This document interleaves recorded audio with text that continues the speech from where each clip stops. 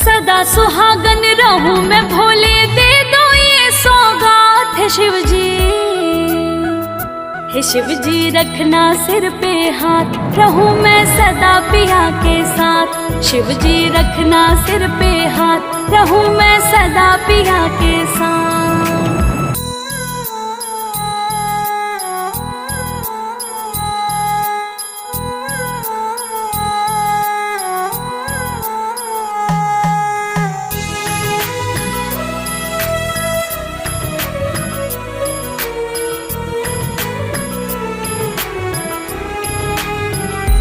जब तक गंगा जी में पानी रहे, सा